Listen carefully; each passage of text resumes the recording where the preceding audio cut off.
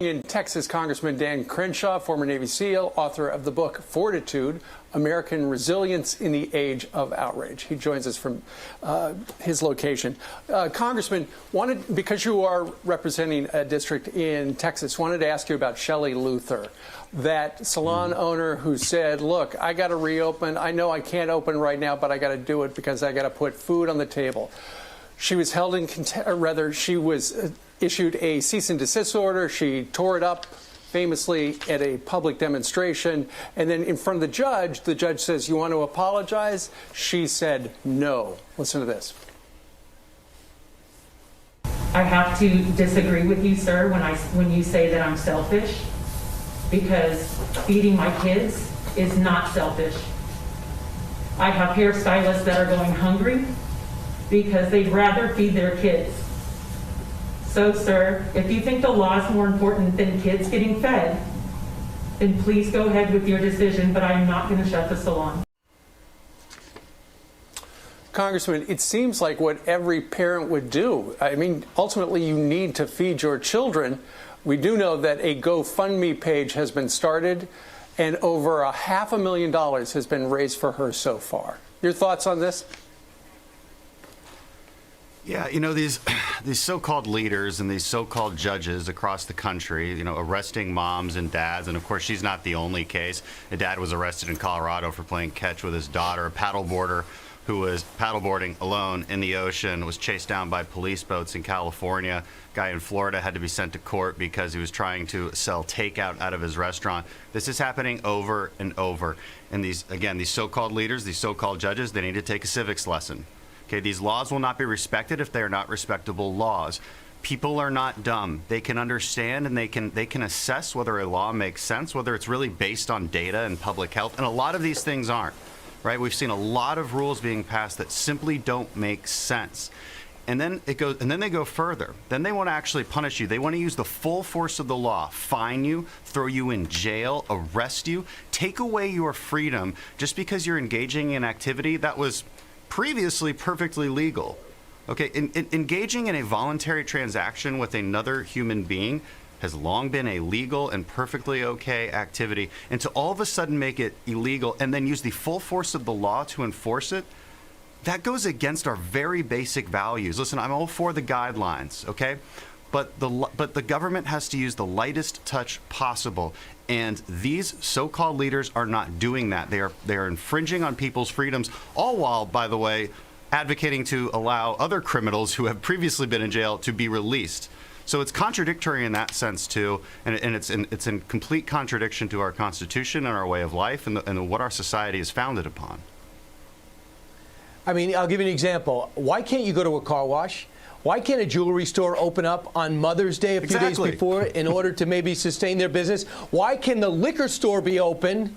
And why can I go to a supermarket, but I can't go to a sports store? Why do they expect people to really think that's rationalized behavior? Why do they think I can't walk on the beach or get this, sit on the beach? How dare I sit on the beach? I could get a fine if I sit and sunbathe on the beach as opposed to sit on my couch, where 66% of the people who have been hospitalized in New York were people who are sheltered in place.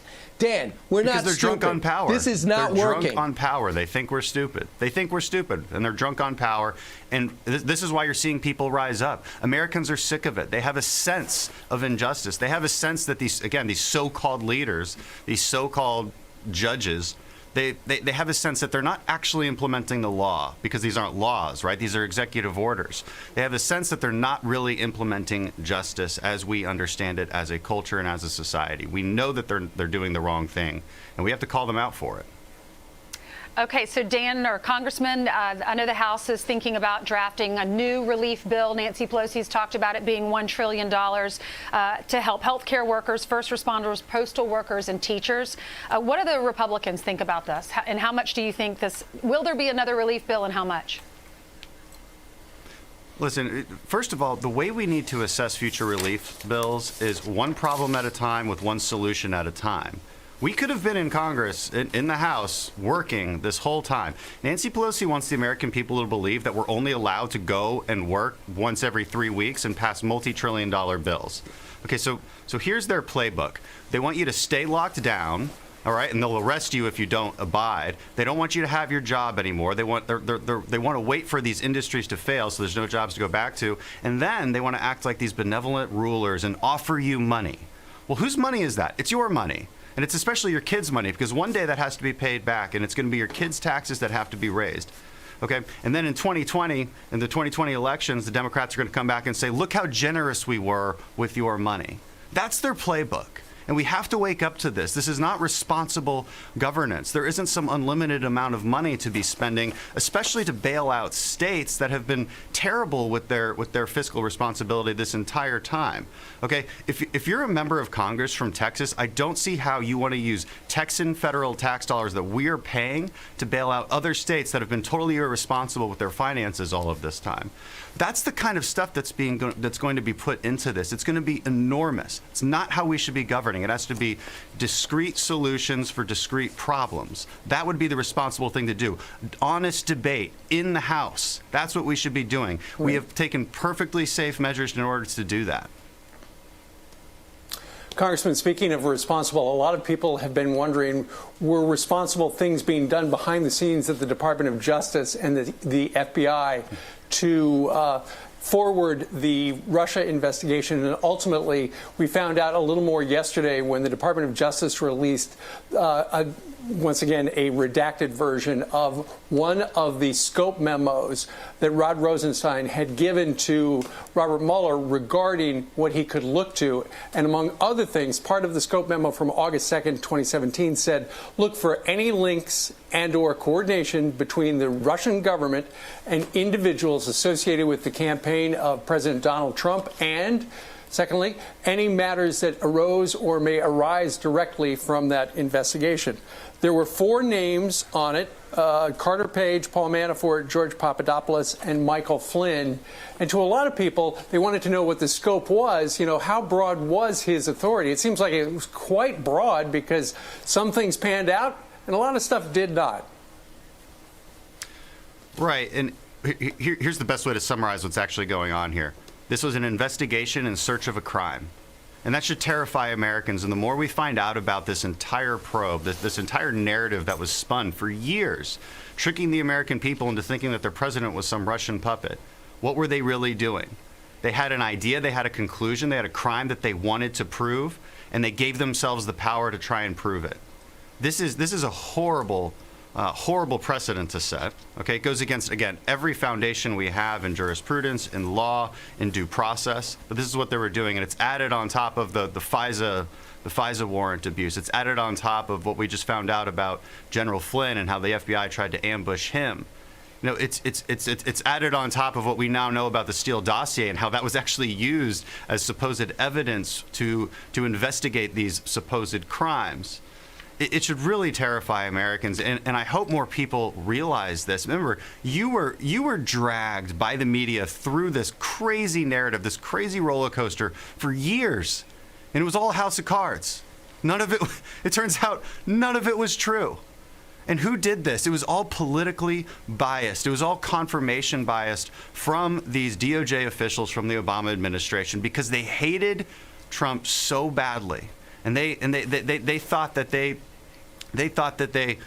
were exerting some kind of justice against this man, but in the end, they were the ones breaking the law and breaking our trust. And Dan, in reading your book, Fortitude, you talk about the band of brothers, the way you guys look out for each other. And I'm wondering how you feel about the FBI sticking together. We're seeing this terrible behavior. We're hearing behind the scenes the FBI is embarrassed by it. McCabe and Strzok and Page and Comey, the way they acted from the 7th floor as opposed to the way that it's really run in the bureaus. Why haven't there been FBI whistleblowers, do you think? And does it go to the same mindset that you guys have in the Special Forces? Yeah.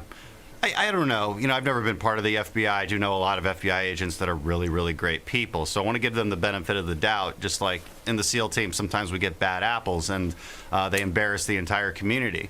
The best thing you can do in that case is disown the bad apples, because in the end, you have to protect the integrity of the institution. The FBI is an important institution.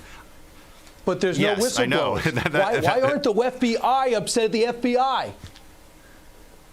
They should be. I mean, I'm agreeing with you. They should be, and I wish I could tell you more. I just can't. I think they need to man up and actually get rid of some of these bad actors who have clearly shown political bias and clearly shown confirmation bias and completely thrown away due process and rule of law in order to do it. Yep.